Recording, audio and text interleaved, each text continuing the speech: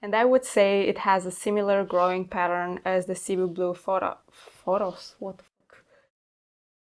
Hello everyone, I'm Adina from plantsbutbetter, and today we're talking about this beautiful plant Monstera Siltepecana, which is also called silver monstera. This is one of my favorite plants at the moment. I think it's actually my favorite, period.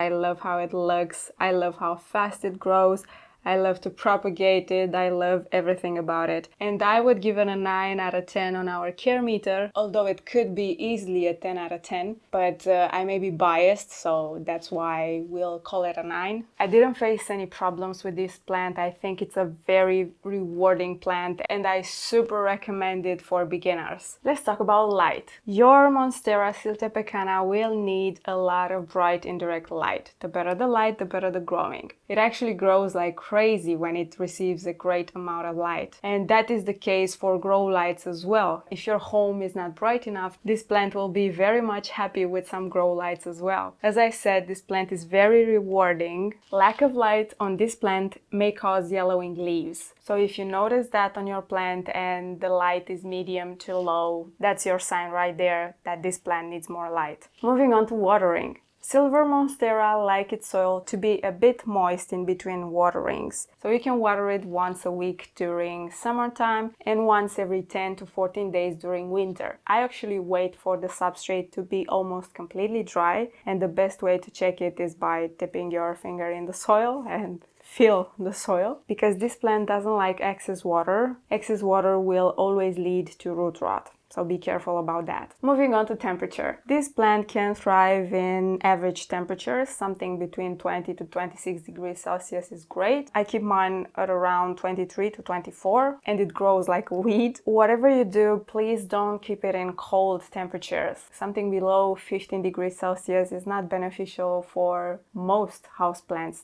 not only this one. You lose a lot of leaves, your plant will become mushy and then root rot and all that jazz. And you know what happens after that. Moving on to humidity, and here I have some interesting things I can show you. So this plant loves humidity, the higher the better. And you can keep it in average humidity as well. I tried that and at around 50% is great. But let me show you what happens if you keep your plant in higher humidities. So this one right here has a lot of juicy aerial roots. And aerial roots are great for propagation, and we'll talk about that in just a bit. So in conclusion, this plant loves humidity but is pretty adaptable. But what about feeding? What about fertilizer? I fertilize all my houseplants once a week during growing season, and in the winter time I usually stop. However, if your Monstera is still growing, you can still feed it, but with a more diluted solution and a bit less often, maybe once every 2 months during winter time. I use a balanced NPK of 10-10-10. However, you can use something richer in nitrogen as well. This plant is not a diva, it will not act up, so you're safe with almost anything you have in your home. Moving on to substrate. A simple mix for this silver monstera can be based on cocoa coir, some perlite and some pine barks. You can add some regular potting soil as well, or maybe some charcoal, or maybe, I don't know, some vermiculite. This mix is actually very versatile. I find this to be a very affordable option, because in this way you are getting a very lightweight mix that will help the water drain faster, and in this way the roots will remain healthy. So yeah, I would say this plant is not a fan of soggy soil, and you need to be careful about that. Moving on to plastic versus terracotta. You can grow this plant in both. If you choose terracotta, if you've seen any of the care videos so far, you'll think I'm a broken record, but if you choose terracotta, pay attention to the substrate, because terracotta helps water evaporate faster and you'll need to adjust your watering schedule a bit. I keep mine both in plastic because it's a bit more convenient for me, but then again, terracotta is a great option as well. Moving on to repotting. As I've said, this plant grows pretty fast, and I would check the bottom of the pot a bit more often. So for example, yeah, mine is safe. I can see some roots coming out of the pot, but I'll need to wait a bit longer. It's not enough to repot it. But yeah, that's pretty much your sign. Massive growth coming out of the pot. So choose a pot slightly bigger, not double the size, because the roots will not do well in so much substrate. Choose your favorite lightweight substrate and you're good to go. Moving on to propagation. This is one of my favorite plants to propagate at the moment. This one actually is a propagation from this mother plant. And as you see, I attached a DIY moss pole. Oh, and I could show you some aerial roots in here as well. So this kind of weird moss pole, this skinny pole is actually working, and I will also show you how to make one in a future video, so stay tuned for that. Oh yes, but I forgot to talk about propagation, yeah.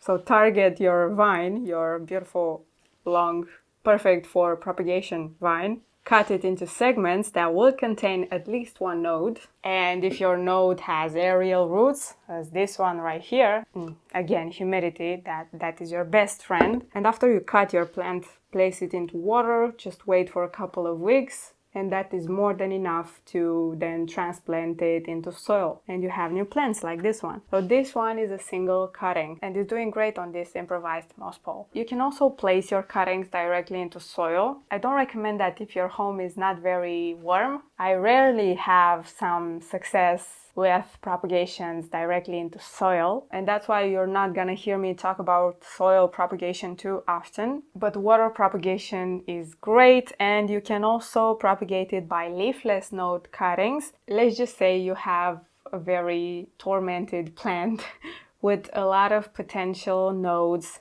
that are leafless, and that's maybe because your plant is lacking light. You can have a plant makeover if you cut your leafless vines into segments, place them in a clean container with some sphagnum moss or maybe some coco coir, spray them with some water and place them into a zip bag. That's another way to propagate this plant. You can propagate it by air layering as well, but I will talk more about that in a different video. And yeah, that's kinda it, I think. Like, the best way to do it is by water.